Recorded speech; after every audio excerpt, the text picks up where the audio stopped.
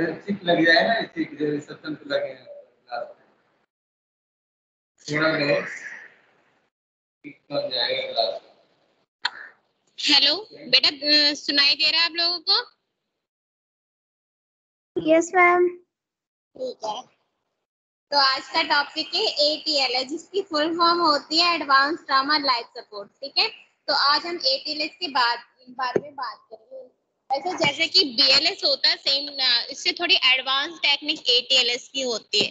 तो आज हम पहले ये पढ़ेंगे कि ATLS यूज क्यों किया है। तो आज हम इसके पहले ऑब्जेक्टिव पढ़ेंगे, बाद में अदर प्रोसीजर पढ़ेंगे। ठीक है, तो ATLS प्रोटोकॉल ऑब्जेक्टिव, जैसा कि स्लाइड में आपको दिखाई दे रहा है कि ATLS प्रोटोकॉल ऑब्जेक्टिव्स लिखे गए, मतलब ATLS प्रोटोकॉल के अकॉर्डिंग क्या किस या क्यों इसको हम यूज करते हैं।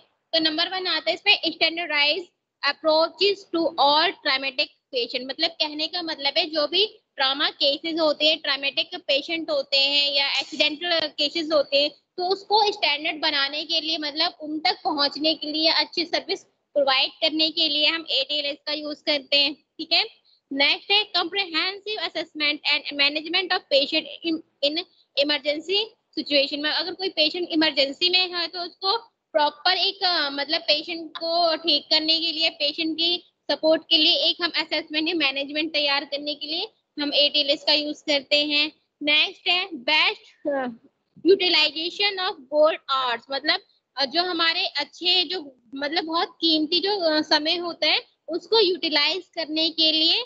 ठीक है, अगर लाइफ और डेथ के बीच का जो एक मीडियम है वो हमारा ATLS है, तो उस मीडियम का यूज करने के लिए ताकि हम पेशेंट को बचा सके। तो इसमें लिखा है ना, best utilization of gold hour which lie between life and death after traumatic event. मतलब ट्रॉमेटिक या एक्सीडेंटल केसेस होने के बाद जो लाइफ और डेथ के बीच का जो टाइम होता है उसको हम गोल्डन आवर्स कहते हैं। तो उस गोल्डन आवर्स को यूटिलाइज करके पेशेंट की जान बचाना ही इसका मेन ऑब्जेक्ट है। समझ में आ गया? समझ में आया? रिस्पॉन्स नहीं आ रहा, बोलो। सोनाली बेटा, आवाज आ रही है आप लोगों को? यस मैम, आ रही है। ठीक है, आगे अब नेक्स्ट है हमारा ATLS ट्राई मॉडल डेथ। ठीक है, ATLS के लिए कुछ मॉडल तैयार किए, तो आज हम इस स्लाइड में हम पढ़ेंगे ATLS ट्राई मॉडल डेथ। तो इसमें है नंबर 1 है with in second to minute, मतलब विद इन सेकंड से लेकर मिनट के बीच का। ठीक है, तो ट्राई मॉडल डेथ में क्या है, सेकंड से लेके मिनट के बीच का जो है, इसमें क्या होगा, उसमें क्या हो सकता है, ब्रेन स्टेम इंजरी हो सकती है।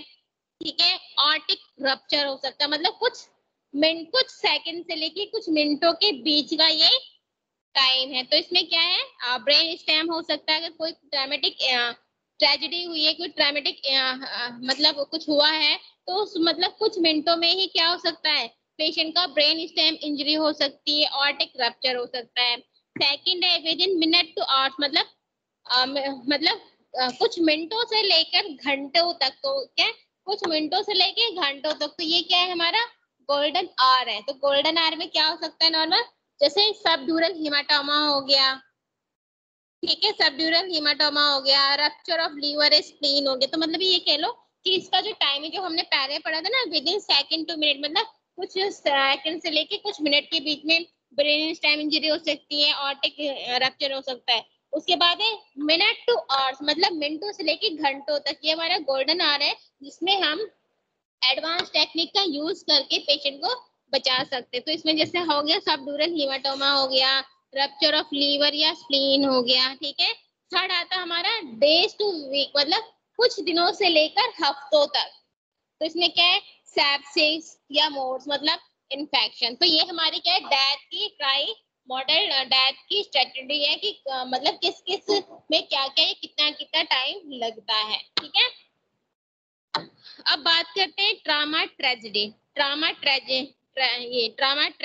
ठीक है, ट्रामा ट्रायेज में क्या है, matching the need of your trauma patient to the facilities of the hospital. मतलब जो पेशेंट है ना, ट्रामा पेशेंट है, तो उसको किस चीज की जरूरत है, ये ध्यान रखना है कि उसको किस चीज की जरूरत है, क्या वो फैसिलिटी हॉस्पिटल में अवेलेबल है। तो इसमें हम क्या करते हैं, पेशेंट ट्रामा पेशेंट की नीड के अकॉर्डिंग उसको जो हॉस्पिटल में फैसिलिटी दिलवाई जाती है। ठीक है, तो इसमें ये क्या है, ट्रामा ट्राई, इसमें पेशेंट ट्राई पेशेंट की जरूरत के अकॉर्डिंग हॉस्पिटल में फैसिलिटी दी जाती है। ठीक है, अब बात आता है हमारा एटीएलएस प्रोटोकॉल क्या है। इसमें एटीएलएस प्रोटोकॉल में हमारा प्राइमरी सर्वे इन्वॉल्व है, रिसब्सिटेशन इन्वॉल्व है, सेकेंडरी सर्वे इन्वॉल्व है और टर्सरी सर्वे इन्वॉल्व है। तो जो हमारा एटीएलएस प्रोटोकॉल है वो मतलब 3 सर्वे पे डिपेंड करता है। ठीक है, तो अब हम उसके बारे में आगे पढ़ते हैं। अब हम बात करेंगे प्राइमरी सर्वे।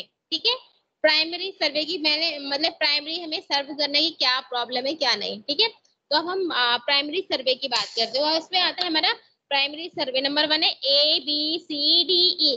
प्राइमरी सर्वे में हम ABCDE को सर्व करते हैं। तो ए रिगार्डिंग एयरवे या सर्वाइकल स्पाइनल मोबिलाइजेशन देखा जाता है, बी ब्रीथिंग या वेंटिलेशन, सी सर्कुलेशन या हैमरेज कंट्रोल, डी डिसेबिलिटी, ठीक है, न्यूरोलॉजिकल इवैल्यूएशन मतलब ब्रेन रिगार्डिंग इवैल्यूएशन, और ई एक्सपोजर प्लस इन्वायरमेंट कंट्रोल। तो प्राइमरी सर्वे में हम ABCDE को सर्व करते हैं।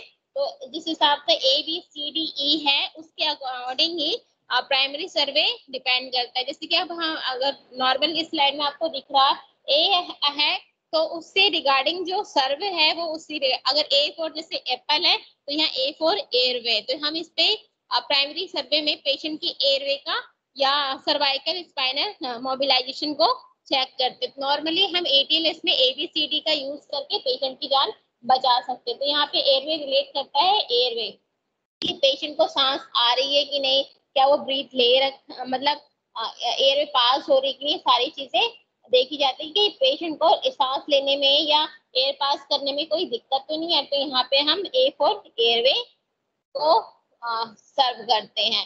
नेक्स्ट है हमारा बी यहाँ पे इंडिकेट करता है ब्रीथिंग मतलब रेस्पिरेशन।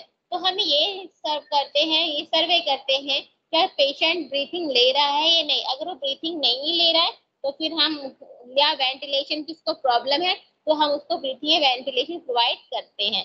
तो बी फॉर ब्रीथिंग, तो हम पेशेंट में ब्रीथिंग को मेजर करेंगे या डिटेक्ट करेंगे कि पेशेंट सांस ले रहा है कि नहीं। अगर वो सांस ले रहा है तो इसका मतलब है कि वो पेशेंट ठीक है और हम उस पर एक्स्ट्रा फैसिलिटी का यूज करके उसकी जान बचा सकते हैं। लेकिन अगर पेशेंट ब्रीथ नहीं ले रहा है तो हम रिसस्टिटेशन का यूज करके उसकी जान बचा सकते हैं। नेक्स्ट आता है हमारा सी फॉर सर्कुलेशन। सर्कुलेशन देखना है कि कहीं पेशेंट को हैमरेज तो नहीं हो गया। तो हमें अगर पेशेंट ट्राइजिट पेशेंट है तो पहले हमें ये देखना पड़ता है सी फॉर सर्कुलेशन की कहीं ब्लड लीकिंग या हैमरेज ना हो। अगर कहीं हैमरेज है तो उसको या ब्लड लीक हो रहा है तो उस ब्लड को हमें क्या करना है, कंट्रोल करना है। अब नेक्स्ट आता है डी डिसेबिलिटी।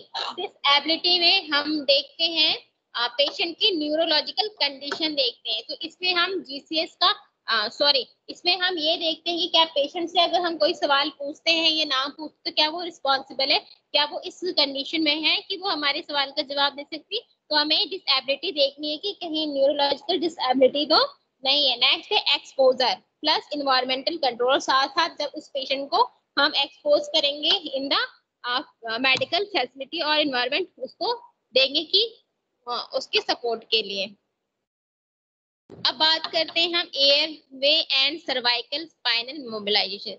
जैसा कि मैंने पहले बताया, तो अगर एयरवे चेक करेंगे तो हम इसमें हम क्या कर सकते हैं। तो पहले चिन लेफ्ट, अगर किसी को एयरवे की प्रॉब्लम है तो हम उसकी चिन को थोड़ा सा ऊपर उठाएंगे या जॉब को थोड़ा ऊकर करें। मतलब पेशेंट जो है वो पूरा नीचे लेटा हुआ हो और हम उसकी जो चिन होती है उसको थोड़ा सा ऊपर उठाएंगे। ठीक है, रिमूव ऑफ FD ब्लड या वॉमिट। अगर उसके माउथ में किसी भी तरीके का फ्लूइड है, ब्लड है या वॉमिट है तो उसको हम वहां से रिमूव कर देंगे। ठीक है, उसके बाद हम यूज करेंगे एडवांस मेथड। तो एडवांस मेथड के लिए मतलब रिमूवल ऑफ FB ब्लड या वॉमिट, इसको हम रिमूव करने के बाद जो हमने यहाँ पे एयरवे के लिए जो एडवांस मेथड यूज किया है उसमें है हमारा एंडोट्रैकियल इंट्यूबेशन, ट्रिकोथायरोडोटॉमी और ट्रैकियोस्टॉमी इसमें यूज करेंगे। तो इस एडवांस मेथड में, एयरवे के एडवांस मेथड में हम एंडोट्रैकियल इंट्यूबेशन, ट्रिकोथायरोडोटॉमी, ट्रैकियोस्टॉमी का यूज करेंगे। ठीक है, नेक्स्ट है हमारा prevention of cervical spinal injury. Cervical spinal injury के लिए कौन कौन सी हम प्रिवेंशन लेंगे? तो इसमें है इमोबिलाइज द पेशेंट, पेशेंट को इमोबिलाइज करेंगे, अवॉइड हाइपरटेंशन ऑफ नेक, और नेक पे जो हाइपरटेंशन है उसको अवॉइड करेंगे, और साथ साथ जो हमारा सर्वाइकल कॉलर है उसको पे अप्लाई करेंगे। तो इसमें हमारा सर्वाइकल स्पाइनल इंजरी को हम रोकने के लिए ये काम कर सकते हैं। ठीक है, अब देखो जैसे कि हमने बताया ना कि देखो इसमें चिन लेफ्ट की गई है, जैसे कि इसमें आपको दिख रहा होगा, देखो चिन लेफ्ट की गई है। ठीक है, चिन लेफ्ट की गई है, जॉ थ्रस्ट साइड से खींचा गया है, उसके बाद jaw thrust with neck extension किया गया है। ठीक है,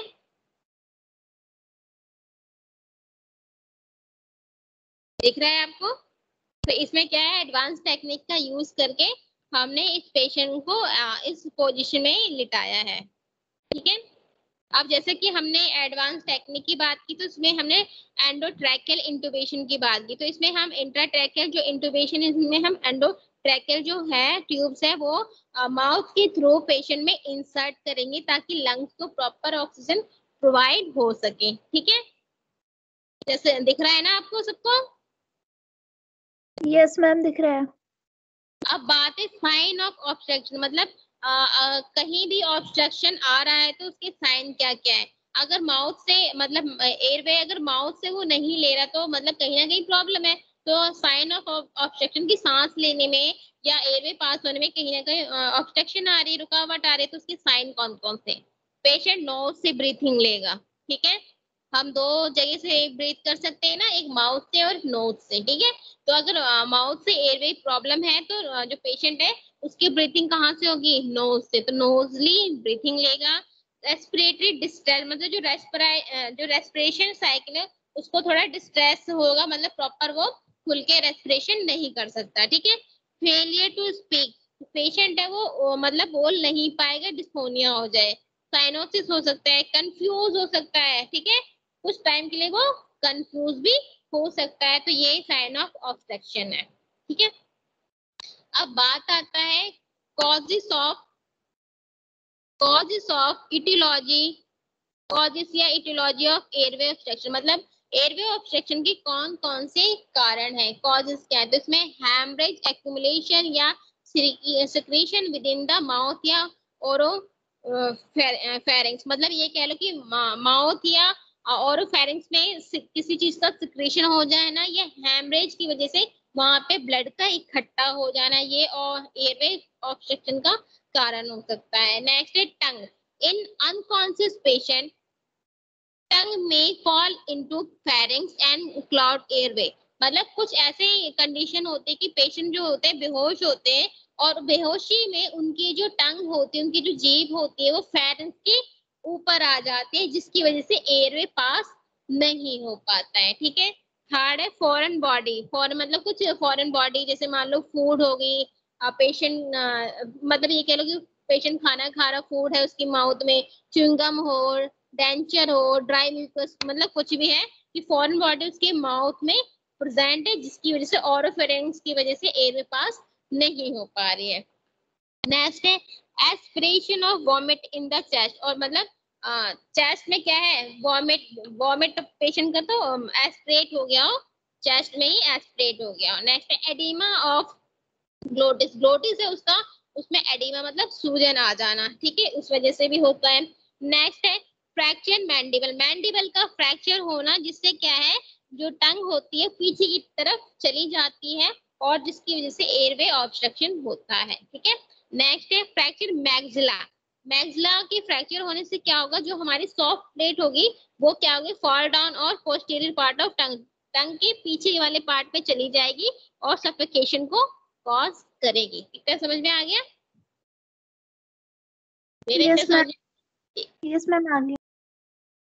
अब नेक्स्ट है हमारा ब्रीथिंग एंड वेंटिलेशन। अभी हमने ए की बात की, अब हम बात करेंगे बी की। तो इसमें है ब्रीथिंग एंड वेंटिलेशन। तो इसमें क्या है, airway potential does not Azure adequate ventilation, मतलब जो एयरवे पोटेंशियल अगर काम नहीं कर सकते हैं तो हम क्या करेंगे, वेंटिलेशन देंगे। तो हमारे पास क्या है, वेंटिलेशन ऑप्शन है, जिसकी वजह से क्या होगी, पेशेंट को ब्रीथिंग दी जाएगी। ठीक है, गिव O2 इनहेलेशन, और पेशेंट को क्या दिया जाए, O2 इनहेल क्या करवाया जाएगा, वेंटिलेशन के थ्रू तो करवाया जाएगा। ठीक है, चेक चेस्ट वॉल, और हम पेशेंट का चेस्ट वॉल चेक करेंगे, लंग्स चेक करेंगे, डायफ्राम चेक करेंगे बाय इंस्पेक्शन एंड पल्पिटेशन और परक्यूशन या स्कर्टेशन के थ्रू हम पेशेंट का चेस्ट वॉल, लंग और डायफ्राम को हम चेक करेंगे। ठीक है,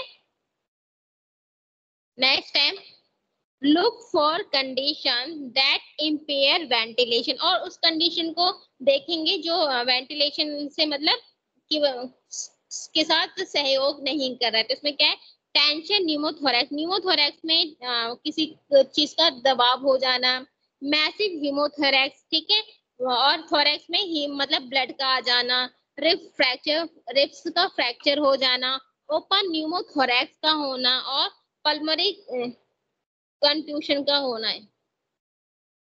ठीक है, अब बात करते हैं हम सी की। अभी हमने ए पढ़ लिया, बी, अब बात आती है C for circulation and haemorrhage control. तो इसमें क्या है, impairment in circulation can lead to shock, so look for sign of shock. मतलब क्या है, जब अगर सर्कुलेशन प्रॉपर कंटिन्यू नहीं होता तो ये शॉक को जनरेट करता है। तो इसकी कौन कौन से साइन है, तो अगर मतलब प्रॉपर बॉडी को सर्कुलेशन नहीं मिल रहा और शॉक हो गया है तो उसमें क्या है, तो शॉक का मतलब है कुछ टाइम के लिए बॉडी की पार्ट को या बॉडी को ब्लड सप्लाई ना होना, तो इसको हम शॉक कहते हैं। ठीक है, तो इसकी कौन कौन से साइन है, तो इसमें क्या है कि जो पेशेंट होगा उसका स्किन कलर चेंज हो जाएगा, नैरो पल्स प्रेशर होगा, हाइपोटेंशन होगा, ट्रैकीकार्डिया हो जाएगा, लेवल ऑफ कॉन्शियसनेस बढ़ जाएगा, एंड डैमेज यूरिन आउटपुट होगा। तो ये शॉक के साइन है जो हमें इसमें दिखते हैं। ठीक है, अब है कंट्रोल ऑफ हेमरेज, मतलब सर्कुलेशन है, अब पेशेंट को चोट लगी है तो क्या होगा, ब्लीडिंग होगी। तो अब हमें क्या करना है, हेमरेज को कंट्रोल करना है, मतलब ब्लीडिंग को कंट्रोल करना। तो इसमें हम क्या करेंगे, अप्लाई डायरेक्ट प्रेशर। अगर कहीं से ब्लीडिंग निकली है तो हम डायरेक्टली उसमें क्या करेंगे, प्रेशर देंगे ताकि ब्लीडिंग रुक जाए। ठीक है, न्यूमेटिक स्प्लिंटिंग डिवाइस, और न्यूमेटिक स्प्लिंटिंग डिवाइस का हम यूज करेंगे। ठीक है, फिर क्या करेंगे, access the need for surgical intervention, अगर जरूरत है तो हम सर्जिकल इंटरवेंशन का भी यूज करेंगे। ठीक है, नेक्स्ट है हमारा फ्लूइड रिप्लेसमेंट थेरेपी। अब है इसमें फ्लूइड रिप्लेसमेंट थेरेपी में क्या है, double IV line should be maintain for fluid replacement. इसके लिए हम डबल आईवी लाइन का यूज करेंगे, इसी से फ्लूइड रिप्लेसमेंट होगा। ठीक है, adult should be given 2 I bolus fluid, जो एडल्ट होंगे उनको 2 आई बोलस फ्लूइड दिया जाएगा। ठीक है, चिल्ड्रन को हम सिर्फ अराउंड 20 ml पर केजी के हिसाब से बोलस फ्लूइड प्रोवाइड करेंगे। ठीक है, नेक्स्ट है 3-4-1 रूल। ठीक है, 3-4-1 रूल मतलब सब तीनों का मिला के एक रूल क्या है, rough guideline for total amount of crystalloid volume acute is to be place, मतलब क्या है, जो टोटल अमाउंट हम क्रेस्टोडॉयल का यूज करें उसको हम प्रॉपर क्या करेंगे, रिप्लेस कर देंगे। Each ml of blood loss with 3 ml of crystalloid fluid, अगर नॉर्मल अगर एक मतलब हर ml मतलब 1 ml अगर ब्लड लॉस हुआ है तो हम 3 ml क्रिस्टलॉइड फ्लूइड देंगे। अगर मान लो अगर 10 ml अगर ब्लड लॉस हुआ है तो हम 30 ml मतलब ब्लड का 3 गुना हम पेशेंट को क्रिस्टलॉइड फ्लूइड देंगे। ठीक है, मैम क्रिस्टलाइट फ्लूइड होता क्या है? बेटा ये मेडिकल में जैसे हम ये यूज करते हैं ना, जैसे मान लो हम फ्लूइड यूज करते हैं ना, जो जैसे ग्लूकोज फ्लूइड हो, सलाइन वाटर हो, है ना, उसी तरह एक यस मैम। क्रिस्टलॉइड, तो उसी तरह एक क्रिस्टलॉइड फ्लूइड आता है। ठीक है, उसी तरह आता है। अब नेक्स्ट है हमारा डी फॉर डिसेबिलिटी, जिसमें हम क्या देखते हैं, ब्रेन न्यूरोलॉजिकल इवैल्यूएशन, मतलब ब्रेन रिगार्डिंग इवैल्यूएशन करेंगे। तो इसमें क्या है, check the level of consciousness, हम चेक करेंगे कि पेशेंट कितने होश में है, ठीक है। तो इसके लिए हम GCS भी अप्लाई कर सकते हैं। तो इसमें हम देखेंगे कि पेशेंट अलर्ट है कि नहीं। A for alert, B for vocal stimuli, P for painful stimuli, U for all unresponsible, ठीक है। तो हम इसमें क्या करेंगे, ABPO का यूज करेंगे। अगर मतलब इसमें हम क्या, अगर हमने पेशेंट से कुछ कहा तो पेशेंट अलर्ट होगा, प्रॉपर जवाब देगा, तो इसका मतलब क्या है, वो प्रॉपर होश में है, ठीक है। V, अगर हमने उसे कुछ बोला और वो मतलब सोच के जवाब दे रहे तो वो वोकल स्टिमुलाई है। अगर वो दर्द के साथ अगर रिप्लाई दे रहा है, रिस्पॉन्ड कर रहा है, तो वो हमारा P हो गया। अगर वो उसने कोई भी रिप्लाई नहीं दिया तो वो अनरिस्पॉन्सिबल है, ठीक है। Check pupil sign and light reaction, और साथ साथ उसकी आंखों की जो प्यूपिल है उसकी साइज को देखेंगे और टॉर्च से उसकी आंखों पे लाइट फ्लैश करेंगे और देखेंगे कि कोई रिएक्शन होता है कि नहीं, क्योंकि लाइट के अंदर जब हमारा आइरिस आता है तो वो क्या होता है, श्रिंक होता है और फिर फैल जाता है। तो हम उसकी आई की क्या एक्टिविटी नोटिस करेंगे। नेक्स्ट है check the level of spinal cord injury level, और साथ साथ उसका अगर स्पाइनल कॉर्ड इंजरी भी हो उसको भी हम साथ साथ चेक करेंगे। अब आता है E for exposure plus environmental control. तो हम इसमें एक्सपोजर और कौन सी हम कंडीशन उसको दे रहे हैं, उस कंडीशन को कंट्रोल करने। इसमें क्या, अनड्रेस कंप्लीटली, ठीक है। इसमें हम ट्रामा सीजर का यूज करेंगे, प्रिवेंट हाइपोथर्मिया, ठीक है।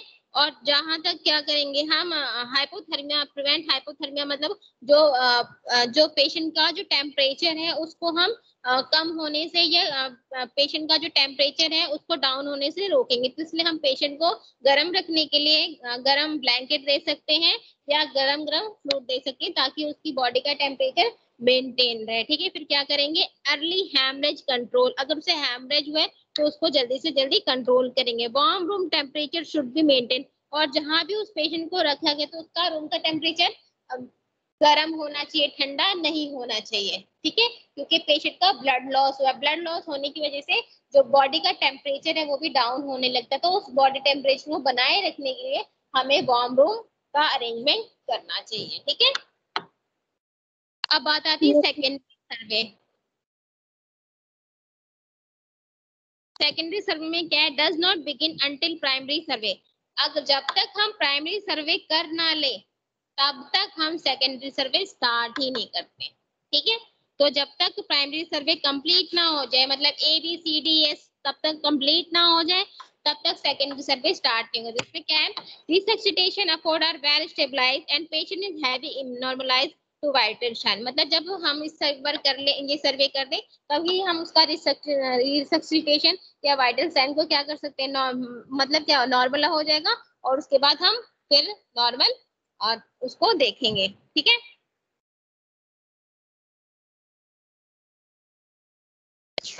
तो इसमें हमारा आता है कंप्लीट हिस्ट्री। तो इसमें हमारे जो वाइटल साइन के साथ साथ कौन कौन से और भी पार्ट है, तो उसमें हम कंप्लीट हिस्ट्री देखेंगे कि कौन सी प्रॉब्लम है, इसे कोई और प्रॉब्लम तो नहीं थी, तो उसकी कंप्लीट हिस्ट्री देखी जाएगी। फिर क्या है, complete head to toe examination. उसके बाद पेशेंट का सर से लेके पांव तक प्रॉपर एग्जामिनेशन होगा। फिर क्या है, री असेसमेंट ऑफ वाइटल साइन, मतलब जो उसके वाइटल साइन है उसको असेस किया जाएगा, बॉडी टेम्परेचर, ब्रीथिंग, रेस्पिरेशन, ये सारी चीजों को चेक किया जाएगा। फिर एक कंप्लीट न्यूरोलॉजिकल एग्जामिनेशन, उसके बाद उसके ब्रेन की प्रॉपर एग्जामिनेशन होगी, कहीं सर पे चोट लगी है या नहीं लगी है। फिर है स्पेसिफिक प्रोसीजर, उसके बाद स्पेसिफिक प्रोसीजर को अलाउ करके लैब में सैंपल दिए जाएंगे और ये पता लगाया जाएगा कि उसको कोई इन्फेक्शन है या नहीं है, या उसकी वजह से कोई कॉम्प्लिकेशन हुई है या नहीं हुई, तो सैंपल भी दिया जाएगा। तो ये हमारे सेकेंडरी सर्वे में इंक्लूड है। Yes ma'am.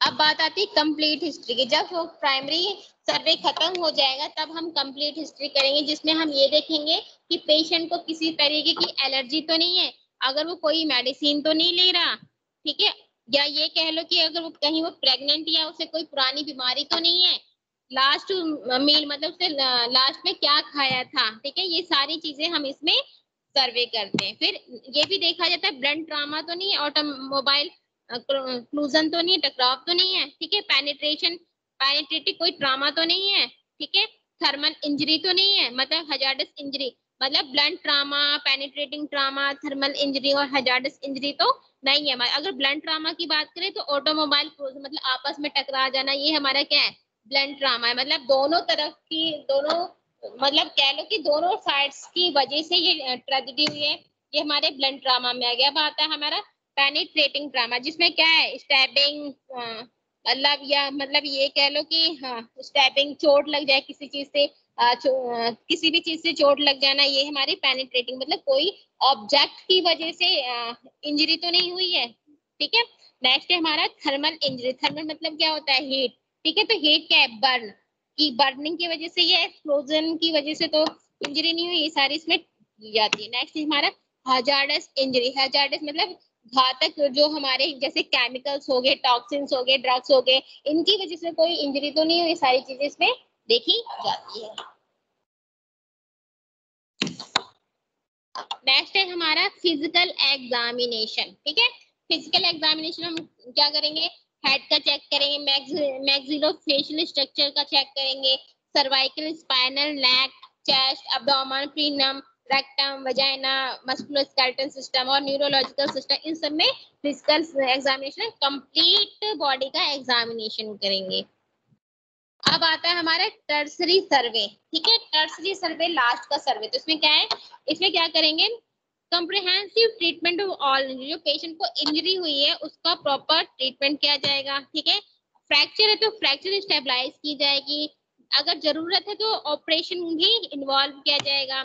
उसको इंटेंसिव केयर, अगर पेशेंट मतलब बहुत ही क्रिटिकल है तो उसको आईसीयू में एडमिट कराया जाएगा, रिहैबिलिटेशन कराया जाएगा कि वो तुरंत मतलब ढंग से दोबारा से ठीक हो जाए। ये कह लो अगर उसका कोई बॉडी पार्ट है कुछ, उसको मतलब इंजर्ड हो गया, कोई चीज बेकार होगी, तो वो दोबारा से ढंग से दोबारा रिहैबिलिटेट, मतलब दोबारा से उसे ठीक किया जा सके। नेक्स्ट स्टेबलाइजेशन है अप्रोप्रिएट ट्रांसफर, जहां तक उसे स्टेबल किया जाए और ट्रांसफर किया जाना चाहिए। तो ये हमारे टर्सरी सर्वे में आते हैं। अब बात करते हैं केयर ओवर इन वन सर्वे। ठीक है, ठीक है, इसमें क्या है हमारा बैटल साइन। बैटल साइन में क्या है, ब्लीडिंग है, ecchymosis behind the ear indicate fracture in the base of school.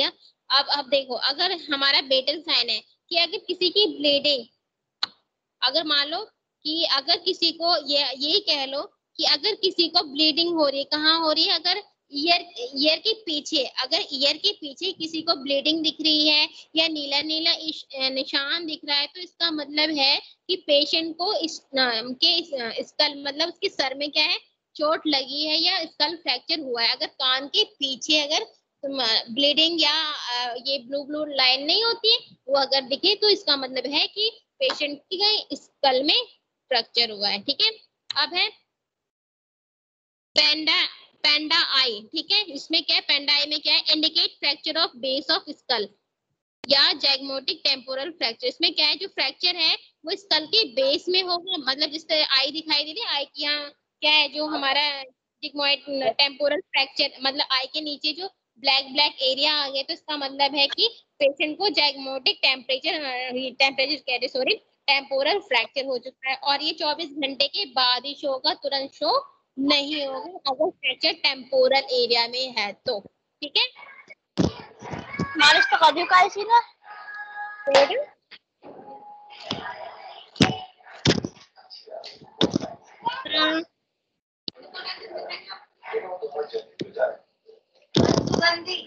अपना माइक बंद कर लो।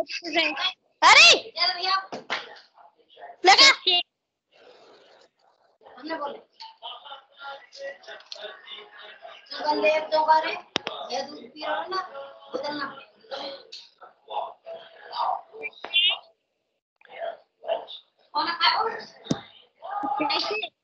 लीकेज फ्रॉम नोज, मतलब अगर नोज से अगर सीएसएफ लीक हो गया, मतलब सेरेब्रोस्पाइनल फ्लूइड लीक होने लगे नोज से, तो क्या इसमें क्या है, इसमें हम हैंकरचिफ अटैच करेंगे। इसमें क्या है, हैंकरचिफ अटैच करेंगे। इसमें क्या मटेरियल है उसको हैंकरचिफ पे रख के ड्राई किया जाएगा। इफ स्क्रैच अगर कर दिया मतलब एक ड्राई हैंकरचिफ लिया जाएगा, अगर तो नोज एरिया नहीं हो पाएगा तो वो CSF होगा। ठीक है ना? मैम आवाज नहीं आ रही आपकी, माइक खुला हुआ है किसी का। कलेक्ट कर ले। It is reported if it is CSF। अगर ये मतलब अगर ग्लूकोज में अगर CSF अगर वो पॉजिटिव हो तो उसमें CSF मिला होगा। अब है हमारे ट्रामा टीम कंसिडर। जो हमारी ट्रामा टीम होती है उसमें कौन कौन से लोग होते हैं? तो उसमें एक ऑर्थोपेडिक होगा, जनरल सर्जन होगा, न्यूरो सर्जन होगा, इमरजेंसी डिपार्टमेंट फिजिशियंस होंगे, साथ साथ मैक्सिलरी फेशियल सर्जन भी होंगे, ऑप्थोमेट्रिस्ट होंगे और ENT फिजिशियन होंगे और साथ साथ एनेस्थेसिस्ट। तो ये हमारी एक ट्रामा टीम है जिसमें ये सारे जो होंगे ये पर्सन प्रेजेंट होंगे। मतलब इसमें देखो ऑर्थोपेडिक ऑर्थो रिगार्डिंग मतलब बोन रिगार्डिंग, और जनरल सर्जन जो नॉर्मल चेकअप करेगा, न्यूरो सर्जन जो हमारे ब्रेन का चेकअप करेगा, इमरजेंसी डिपार्टमेंट होंगे, इमरजेंसी डिपार्टमेंट के फिजिशियन होंगे और साथ साथ मैक्सिलोफेशियल सर्जन हो। मैक्सिलोफेशियल सर्जन इसलिए होगा कहीं उनके लिए होगा मतलब मान लो अगर फेशियल मैक्सिला पे अगर कोई फ्रैक्चर हो गया, फेशियल फ्रैक्चर हो गया तो उसके लिए भी सर्जन की जरूरत तो ये होंगे। ऑप्थेल्मोलॉजिस्ट होंगे अगर आई डैमेज हो है या आई चेकअप के लिए ऑप्थेल्मोलॉजी की जरूरत होगी, ENT फिजिशियन की जरूरत होगी और एनेस्थीसिया के लिए एनेस्थेटिक की जरूरत होगी।